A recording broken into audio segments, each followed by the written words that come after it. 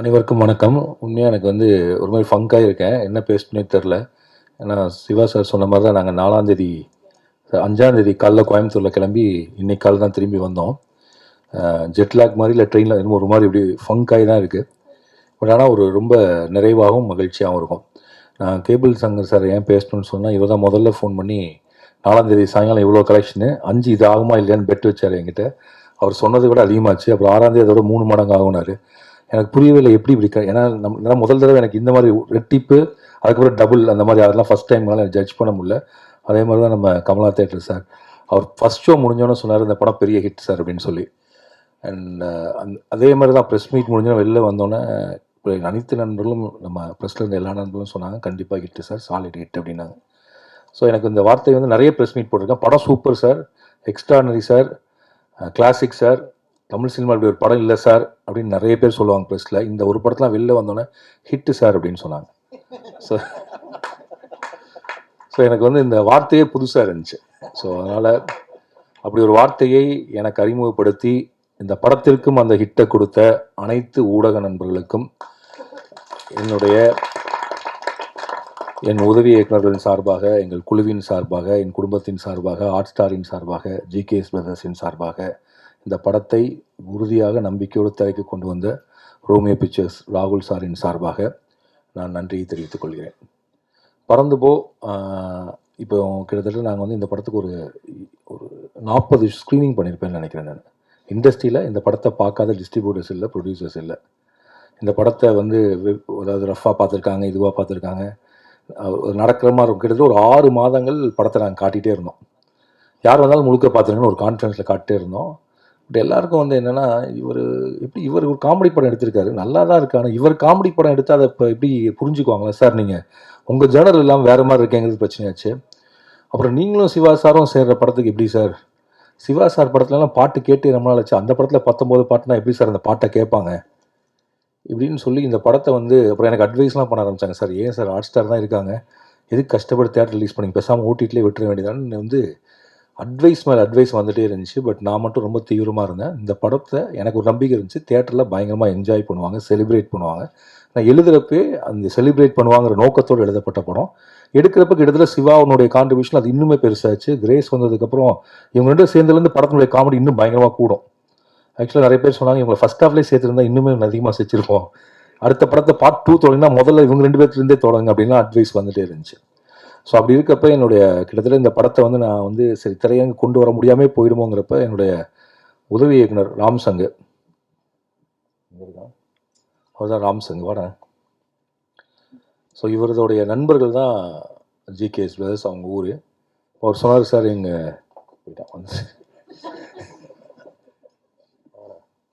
So இவனுக்கு என்னென்னா இந்த படம் திரைக்கு ஆகணும்னு என்னை விட அப்போ அவங்க வீட்டுக்கு கூட்டு போய் படத்தை இவர் தான் போட்டு காட்டினா அவங்க ஓகேன்னு சொல்லிட்டாருன்னு சொன்னாங்க. எனக்கு என்ன பயனா, சினிமா ரொம்ப தெரிஞ்சவங்களோட போகிறவங்களுக்கு ஒரு வசதி இருக்குது. என்னன்னா அவங்களுக்கு இந்த சினிமாவுடைய தொழில் தெரியும். ஒரு வேளை நாளைக்கு ஏதாவது சிக்கல் இருந்தால் கூட புரிஞ்சுக்குவாங்க.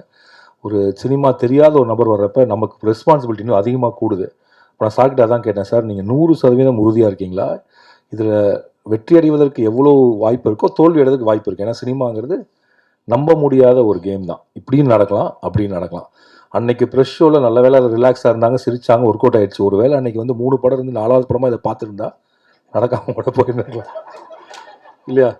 ஏன்னா அவங்க காலையில் இப்போ இது முடிஞ்சோன்னு அடுத்து ஒரு படம் பார்க்கணும். ஸோ அதுக்கப்புறம் ஒரு படம் இருக்குது. இந்த ஸ்ட்ரெஸ்ஸுக்கு இதுக்கு நடுவில் நாங்கள் ஆடியோ லான்ச் வேறு நடத்திட்டே இருக்கோம். ஏன்னா வேறு வழியில் எனக்கு யூடியூப்பில் எவ்வளோ நேரம் போதுங்கிற மாதிரி வேறு ஆயிடுச்சு இல்லை கண்டென்ட், ஏன்னா ஒரு படத்தை ப்ரொமோட் பண்ணுறது. அதனால் நல்ல வேலை அன்னைக்கு பார்த்தவர்கள் எல்லாரும் மன அமைதியோடு அப்போ நான் கண்டுபிடிச்சேன் இனிமேல் ப்ரிவியூ ஷோ போனால் அதான் டைமு, லஞ்சை மட்டும் 3 o'clock. ஒரு வேளை 6, 7 கொஞ்சம் டஃப் ஆயிடும். அதனால் அன்றைக்கி அந்த ப்ரெஷ் ஷோ தான் சார் எல்லாத்தையுமே படத்தை மாற்றி. அதுக்கு முன்னாடி வரைக்கும் நான் சொல்கிறேன், நாங்கள் முதல்ல இந்த க்ரஷ் சாங் ரிலீஸ் பண்ணோம். அப்போ நான் நினச்சேன் ஒரு குறைஞ்சபட்சம் ஒரு 3 லட்சம் பேராக தமிழ்நாட்டில் பார்ப்பாங்க. 30,000 தாண்டல. ஒரு 24 hours ஆச்சு. எனக்கு புரியவே இல்லை. கீழே வேறு யுவன் ஃபேன்ஸ்லாம் நாங்கள் எடுத்துகிட்டே இருக்கோம், அவ்வளோ கெட்ட வார்த்தைகள் திட்டிகிட்டே இருக்காங்க. என்னடா இது, இப்போது யுவன் ஃபேன்ஸும் கோவிக்கிறாங்க, பாட்டும் பார்க்க வர மாட்டேங்கிறாங்கன்னா அப்போ தான் திங்க் மியூசிக் சொல்கிறாங்க, சார் சந்தோஷ் தயானி புது மியூசிக் டைரக்டர் இருந்தாலும் இல்லைப்பா இதுக்கு முன்னாடி பாட்டலாம் மெதுவாக தான் சார் வரும். அது எவ்வளோ மெதுவானா எனக்கு படம் ரிலீஸ் ஆனதுக்கப்புறம் என்னமோன்னு பயமாயிடுச்சு. ஏன்னா அது கரெக்டாக நம்ம 24 days முன்னாடி தான் ரிலீஸ் பண்ணுறோம். சரி அப்போ என்ன பண்ணலாம் அப்படின்னோடனே மாரிஸ் ராஜ் ஐடியா சொன்னால் ஒரு ப்ரெஸ் மீட் வச்சு ஏதாவது ஒரு டீசர் ரிலீஸ் பண்ணுங்கள். ப்ரெஸ்லாம் சொன்னால் தான் அந்த படம் வருங்கிற தகவல் போகும். ஏன்னா எல்லோரும் 7 கடல் 7 மலை வரும்னு நினச்சிட்டு இருக்கப்ப திடீர்னு பறந்து போன ஒரு படம் வருங்கிற தகவலே போய் சேரல, எப்படி பார்க்க வருவாங்க அப்படின்னு சொல்லி ப்ரெஸ் மீட் வச்சு எல்லாம் நல்லா போயிட்டு இருந்துச்சு. ப்ரெஸ் மீட் பாதியிலே ஒரு தகவல் வந்துச்சு, குஜராத்தில் ஒரு ஃப்ளைட்டே பறந்து போய்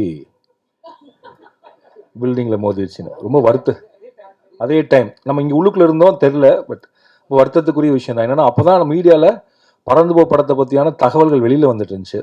அப்போ நாங்கள் ரிலீஸ் பண்ண வேண்டிய அந்த டீசரையுமே அந்த சாங்கையுமே அன்றைக்கி தள்ளி வச்சிட்டோம், ஏன்னா அதுக்கு மேலே இது பண்ண முடியாது.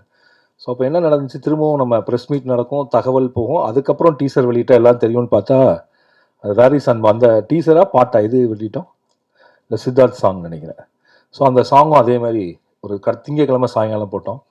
திங் மியூசிக் சொன்னாங்க, சார் வெள்ளிக்கிழமை சாயங்காலம் போடாதீங்க, உங்கள் பாட்டு தாங்காத. நாங்கள் இருந்தாலும் அன்றைக்கி வெள்ளிக்கிழமை ஏதோ நல்ல நாள் எல்லாம் சொல்லிட்டாங்கன்னு போட்டோம், தாங்களே. அடுத்து திங்கக்கிழமை வருது, இது முடிஞ்சால் அதுக்கப்புறம் இப்போ இதுக்கப்புறம் சரி என்ன தான் பண்ணலாம், இந்த இதுவுமே ஒரு கிக் ஸ்டார்ட்டே வரமாட்டேங்குது. இந்த பறந்து போன ஒரு படத்தை உலகத்துக்கு எப்படி சொல்கிறது, சரி இப்போ டீசர் பண்ணுவோம் அப்படின்னு டீசர் பண்ணுவோம். ட்ரெய்லருக்கு முன்னாடி ஒரு டீசர் பண்ணுவோம்.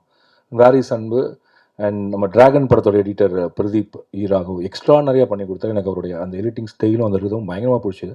ஸோ அவர் தான் அந்த டீசர் பண்ணி கொடுத்தாரு. டீசர் பண்ணோம், ஓகே. டீசர் பெருசாக ஹிட்லாம் அடிக்கல, ஒரு 3 லட்சம் பேர்த்துக்கிட்ட ஆர்கானிக்காக போச்சு. சரி படம் கொஞ்சம் பேர் தெரிய ஆரம்பிச்சிருக்கு இப்படிங்கிற பிறகு அப்படியே யோசிச்சிட்டே இருக்கப்போ சுரேஷ் சந்திரா சார் தான் சொன்னார், சார் நீங்கள் இன்டர்வியூ கொடுங்க, 5 வருஷமாச்சு இன்டர்வியூ கொடுக்காமல் இந்த படம் வருதுங்கிறது தெரியவே தெரியாது. எனக்கு உண்மையாக இன்டர்வியூவில் என்ன பேசணுன்னே தெரில, படத்தில் இருக்கிறத பேசுகிறதா என்ன பேசுறதுன்னு தெரில. அப்போ சொன்னார், நீங்கள் நான் ஒன்றும் இல்லை சார், உங்களுக்கு ஒரு 10 இன்டர்வியூ செலக்ட் பண்ணுறேன், அதில் மட்டும் கொடுங்க, ஏன்னா அவங்க ரொம்ப நாள் கேட்டிருக்காங்கன்னு சொன்னார். அந்த இன்டர்வியூவில் போய் நான் பேச ஆரம்பித்தேன். உண்மையாகவே நான் என்ன பேச ஆரம்பித்தேன், என்ன முடிச்சேன்னு ஞாபகம் இல்லாத அளவுக்கு ஒரே நாளில் 4 இன்டர்வியூ 5 இன்டர்வியூ. நம்ம கரெக்டாக சொல்கிறோமா என்ன நான் வந்து ஆனால் இன்ஸ்டிங்க்டாக ஒரு கேள்வி கேட்குறாங்க, அதுக்கு பதில் சொல்கிறோம். அது முடிஞ்ச அளவுக்கு நம்மளுக்கு என்ன தோணுதோ சொல்லுவோங்கிறது மட்டும் வச்சேன். நல்ல வேலையாக அந்த இன்டர்வியூ மூலிமா நிறைய பேர்த்துக்கு இன்னும் இந்த இயக்குனர் ராம் உயிரோடு இருக்கான்னு தெரிஞ்சது போல இருக்குது. அண்ட் அது மூலிமா பறந்து போக தெரிஞ்சுது. அப்போ தான் நாங்கள் ட்ரெய்லர் லான்ச் பண்ணோம். இந்த ட்ரெய்லர் மாதிரி அந்த ட்ரெய்லருமே ஒரு நாட் அ ரெகுலர் ட்ரெய்லர், இந்த படத்தோட தன்மை என்னவோ அது இருக்குன்னு தான் நாங்கள் நினச்சோம். அப்புறம் எல்லாத்துக்கும் முத்தாய்ப்பாக வந்தது அந்த ப்ரெஸ் ஷோ.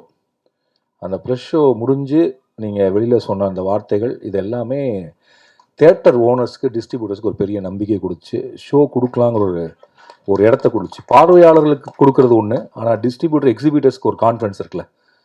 ஸோ அப்போ உங்களுடைய வார்த்தைக்கு அவ்வளோ பலம் இருக்குது. நீங்கள் என்ன சொன்னீங்களோ அதே தான் நான் தூத்துக்குடியிலையும் பார்த்தேன்.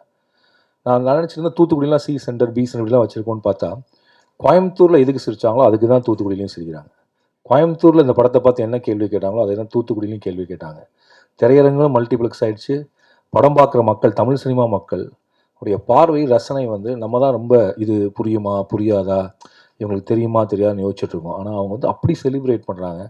அண்ட் உண்மையை சொல்கிறப்ப நம்ம ஈஸியாக புரிஞ்சுக்கிறாங்க. காம்ப்ளிகேஷனே இல்லை. அவங்க யாருமே எங்கிட்ட ஏன் இதில் 3 ஆக்ட் இல்லை, இதில் கதை என்னெல்லாம் கேட்கல. ஒரு பையன் எழுந்திரிச்சு சொன்னான், அவன் பேர் விஷால் நினைக்கிறேன், தூத்துக்குள்ள. அங்கிள் தேங்க்யூ, இதுக்கு தேங்க்ஸ், எங்கள் எக்ஸ்பெக்டேஷன் என்னென்னு சொல்லிட்டீங்க அப்படின்னா. அவன் ஒரு லைனில் கதையை சொல்கிறான், சின்ன பையன், எங்கள் எக்ஸ்பெக்டேஷன் என்னென்னு சொல்லிட்டீங்க. இதுவே எனக்கே இப்படி ஒரு லாக் லைன் இருக்குது தெரியாது. ஸோ அவ்வளோ சுலபமாக ஒரு படத்தை வந்து புரிஞ்சிக்கக்கூடிய அளவுக்கு அவ்வளோ லகுவாக இருக்காங்க. அப்போ வந்து அந்த தேட்டர் விசிட்டில் எனக்கு என்ன பயங்கரமான இதான் ஃபஸ்ட் டைம் நான் தேட்டர் விசிட் போகிறேன். போகிறப்ப எனக்கு எப்போதுமே என் படத்தை உள்ளுக்குள்ள பார்க்குற ஒரு பயம் இருக்கும். இந்த சைலன்ஸ் நிறைய இருக்கும், அதை கத்திடுவாங்க. இந்த தடவை வந்து கைத்தட்டல் விழுந்துட்டே இருந்தாலும் கொஞ்சம் பயம் கம்மியாக இருந்துச்சு. அப்போ நான் வெளில தான் இருந்தேன். சிவா சார் தான் உள்ளுக்கு போய் பார்த்துட்டு வந்து சொல்லிட்டே இருப்பார். ஸோ அப்போ என்னால் வந்து இன்றைக்கி இருக்கக்கூடிய ஒரு 8 வயது பையனோடு தொடர்பு கொள்ள முடியுது அப்படிங்கிறப்ப எனக்கு ரொம்ப சந்தோஷமாக இருந்துச்சு. இன்றைக்கி இருக்கக்கூடிய ஒரு சமகால, ஏன்னா என்னோடய படத்தில் எப்போதுமே பிரச்சனை கட்டுரை தமிழ் எடுக்கிறப்போ அன்றைக்கி இருக்கிற ரிவ்யூஸ் புரியாது. ஏன்னா நம்ம அன்றைக்கி 2007 எடுத்திருப்போம். 2007 என்ன நடக்குதுங்கிறது ஒரு படம் பண்ணியிருப்போம். இந்த கதை 2025 இருக்கக்கூடிய குழந்தைகளை பற்றியான படமே தவிர நம்ம பார்த்த குழந்தைகளை பற்றியான படமோ நம்ம அப்சர்வ் பண்ணுறக்கூடிய குழந்தைகளை பற்றிய படமோ இல்லைன்னு நான் நினைக்கிறேன். அவங்களுக்கு கிட்டத்தட்ட அந்த மனதுக்குள்ளே இருந்து. அண்ட் சிவா சாரினுடைய அந்த இயல்பு இருக்குல்ல, அதாவது அவர் இப்படி பேசுகிறாரோ இப்படி தான் பேசணும்னு நினச்சேன். அவருடைய ஹியூமர் குறைஞ்சிடக்கூடாது, ஆனால் அந்த கதாபாத்திரமாகவும் இருக்கணும். சார் நீங்கள் உங்களை ரொம்ப அண்டர் எஸ்டிமேட் பண்ணுவீங்க எப்போதுமே. அது மேபி தன்னடக்கம்னு நீங்கள் நினச்சிக்கலாம். Actually one of the beautiful extraordinary actor நீங்கள். இந்த படம் பார்த்துட்டு சார் உங்கள் தமிழ் படம் director Amudhan CS Amudhan phone பண்ணி, சார் ரொம்ப தேங்க்ஸ் சார், நான் எதுக்குண்ணே, இல்லை சார் தமிழ் சினிமாவில் அந்த காமெடி படம்னு ஒன்று எடுத்தாலே சிரிக்க வச்சாலே அந்த படம் நல்ல படம் இல்லைன்னு நினைக்கிறாங்க. இப்போ தான் முதல்ல ஒரு ஹியூமர் படத்தை எல்லாருமே ரெகக்னைஸ் பண்ணி ரிவ்யூ எழுதுகிறாங்க. அதை நீங்கள் ஸ்டார்ட் பண்ணி வச்சதுக்கு ரொம்ப நன்றி சார். அதில் சிவா சார் நடித்ததுமே வேறு மாதிரி இருந்துச்சு. இனிமேல் நாங்கள் ஹியூமர் படம் எடுக்கிறப்ப அதுவுமே கிரிட்டிக்கலி அக்ளைம்ங்கிற கான்ஃபிடன்ஸோடு எடுப்போம்னு சொன்னார். அது நீங்களும் நானும் சேர்ந்ததாக தான் நடந்துச்சு. We should do more movies like that. Thank you for that. And நான் ராம்சங்க்கு நன்றி சொல்லிட்டேன். அதான் GKS brothers.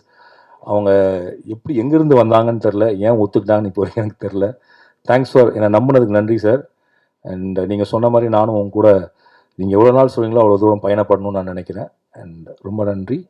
And Romeo pictures ராகுல் சார், இந்த படத்தை எப்போ ரிலீஸ் பண்ணலாம், எப்படி ரிலீஸ் பண்ணலான்னு அவர் முடிவு பண்ண நேரம் வந்து ஒரு 2 நிமிஷம்னு நினைக்கிறேன். அவருக்கு இந்த படம் ரொம்ப பிடிச்சிருந்துச்சி. நாங்கள் பண்ணலான்னு சொன்னால் ஒரு டேட் சொன்னார், ஜூலை 5. நீங்கள் எதுவுமே கேட்காதீங்க, எல்லாத்தையும் நான் பார்த்துக்கிறேன் அப்படின்னாரு. இன்றைக்கி வரைக்கும் எந்த தேட்டரில் படம் போட்டார், என்ன பண்ணார், எதுவுமே எனக்கு தெரியாது. அவருடைய திட்டப்படி இந்த படத்தை வந்து ரிலீஸ் பண்ணார். அவர் சொன்னார், முதல் நாள் கம்மியாக தான் சார் நான் போடுவேன், அதுக்கப்புறம் டபுள் ஆகும், அதுக்கப்புறம் ட்ரிபிள் ஆகும். தேட்டர் ஓனர்ஸ்ட்டை போய் நான் ஸ்க்ரீன் கேட்க மாட்டேன், தேட்டர் ஓனர்ஸ் இந்த படத்துக்கு ஸ்க்ரீன் கேட்கணும், அது வரைக்கும் வெயிட் பண்ணுவேன், அப்படி கேட்பாங்க சார் அப்படின்னு அவர் பயங்கர நம்பிக்கையாக சொன்னார். நான் கூட கொஞ்சம் பதட்டமாக, சார் ரொம்ப கம்மியாக போகிறேன். இல்லை சார், எழுதி வச்சுக்கோங்க, தேட்டர் ஓனர்ஸ் இந்த படத்தை கேட்பாங்க அப்படின்னாரு. அவருடைய அந்த நம்பிக்கை, அவருடைய அந்த கன்விக்ஷன், அவருடைய அந்த விஷன் தான் இந்த படத்தினுடைய இன்றைக்கி இதோட பெரிய வெற்றியாக மாறுவதற்கு காரணம். அதே மாதிரி சுரேஷ் சந்திரா சார், நாசர் சார், இந்த ஹோல் டீம் நான் ரொம்ப டார்ச்சர் பண்ணியிருப்பேன் நினைக்கிறேன். இதை பண்ணுங்கள், அதை பண்ணுங்கள், இது 10ல் வைக்கலன்னு சொல்லிட்டு. Thanks sir. Suresh Chandra sir அடுத்த படத்துக்கு போயிட்டாரா?